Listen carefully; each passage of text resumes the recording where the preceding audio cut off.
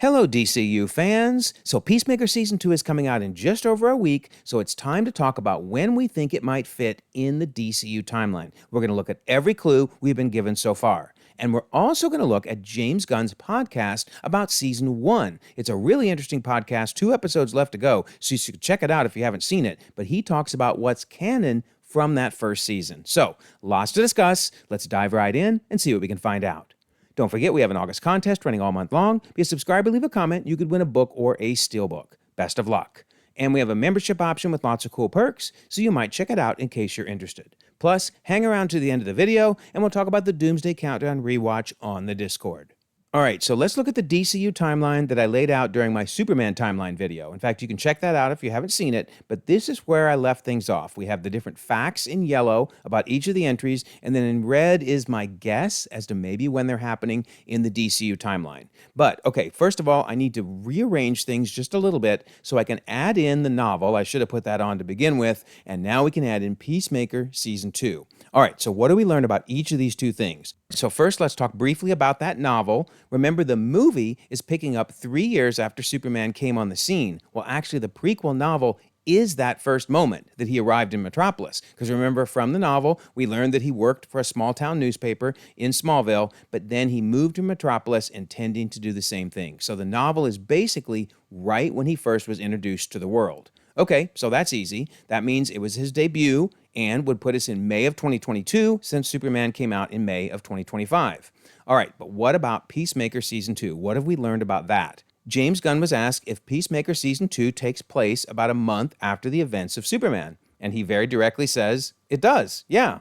Okay, so it's a month after Superman, very helpful. And then also we learned Peacemaker Season 2's timing in relation to Season number 1. So James Gunn reveals that it's been a couple years on the show since the events of the finale, but he keeps the timeline vague on purpose. He says, I see how difficult, after my time at Marvel, it is to make things truly fit together. So it's an unspecified amount of a couple of years. So, okay, I think we're seeing something up front here that James Gunn is going to be a little wishy-washy on the timeline, and I understand it's hard to make these timelines work, but still, I wish he would be a little more specific, but nonetheless, he gave us some good info. So now we can add in that Peacemaker takes place a couple years after Season 1 and about a month after Superman. All right, so the about a month after Superman's pretty easy, right? We can put Peacemaker in June of 2025. I really feel comfortable with that. Now, we know it's a couple years after Season 1. So what I'm going to do with Season 1 is I'm actually going to move it now to January of 2023. A couple reasons I'm doing that. First of all, in the DCEU timeline, it was actually in January. You can go back and check my video on that if you want to know more about the original placement for it. But I like it being in January because it's 5 months after the Suicide Squad, which means we can now move the Suicide Squad to August of 2022.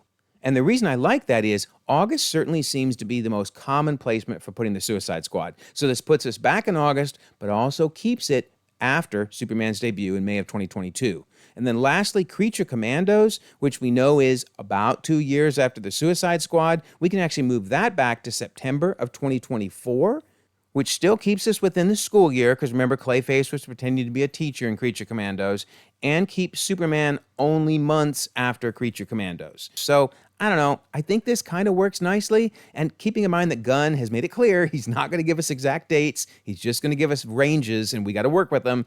I think this really fits. So let me know your thoughts, but right now I'm going to say that Peacemaker Season 2 is in June of 2025, and that this is how the rest of the DCU is shaping up. All right, so the other thing I want to talk about is James Gunn hosting that Peacemaker Season 1 podcast. So what's really interesting about this is he talks about what is canon and what is not canon in Peacemaker Season 1. So we all know that Justice League scene at the end of Season 1, in the finale, that's not canon, right? That's not the same members of the Justice League, but on top of that, the Justice League isn't even meeting yet. It's the Justice Gang. So he confirmed that, right? We know the Justice League isn't canon. And then he adds something else interesting. He says it's unlikely that Aquaman is as famous a hero as Superman in Peacemaker Season 2, while that's happening. So what he was really saying was, even in Peacemaker Season 1, Aquaman wasn't a famous hero, and probably Peacemaker, making all those jokes about Aquaman and his relationship with fish, we'll just say, that those aren't canon, because Peacemaker probably didn't even know Aquaman. In fact, he took it a step further. When asked about Wonder Woman and Flash, he said, whether they exist now, I don't know. Okay, so what he's doing is just keeping things vague around the big characters like Aquaman, Wonder Woman, and Flash so that he can decide how they fit into the DCU at a later time. So that means basically any references to those characters in Peacemaker Season 1 are questionable, right? But that would also impact Blue Beetle. I mean, Blue Beetle made reference to some of those characters, so those references would also probably not be canon. He's just kind of keeping things loose for now on those characters. So we'll see as things move along with them. What I did think was funny, though, is he said, okay, but I will accept Matter Eater Lad. He's canon. Isn't that funny? Good old Matter Eater Lad from the Legion of Superheroes. So I'm wondering if maybe he's implying the Legion of Superheroes in general are canon. I obviously will have to just wait and find out. But at least we know Peacemaker's reference to Matter Eater Lad is canon. Likewise, Dollman. Dollman is canon. So he's okay with Matter Eater Lad and Dollman. But interestingly, the reference to Bat-Mite, well, we decided that is probably not canon. In fact, he said it might be a little too ridiculous, but that there's a possibility he becomes canon later. So, okay, Matter Eater Lad, Dollman, yes, Bat-Mite, no. Or at least questionable, right? That's the thing to keep in mind. He's just keeping things vague so he can control the narrative going forward. All right, so then one more thing about what is canon and not that's come up many times that I do want to talk about briefly, and that is this famous scene that was alluded to, at least in the first Suicide Squad with Bloodsport.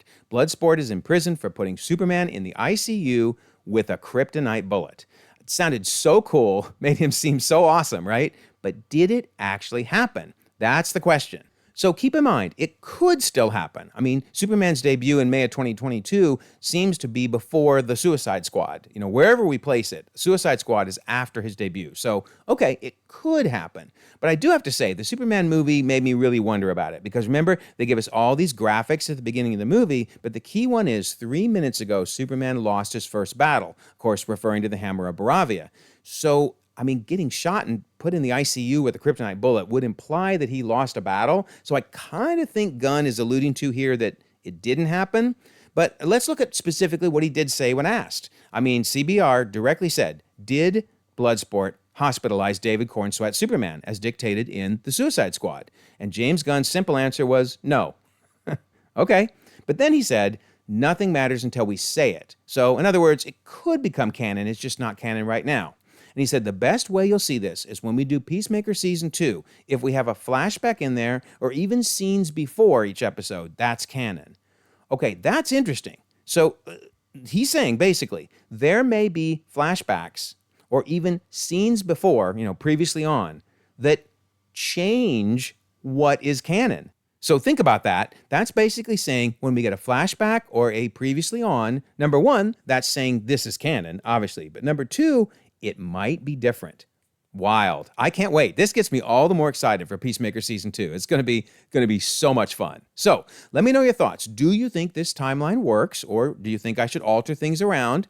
And how excited are you? I mean, this thing is coming out in just over a week, and I think it's going to be awesome. I literally cannot wait. So let me know your thoughts. You know I love to read and respond to everything.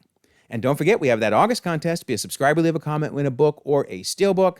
And we have that membership option in case you're interested in that. And I always love to mention the Discord. Here we are in the DC Timeline section, talking about all the ramifications of the characters that are and are not canon in the new DCU. We'd love to have you join us.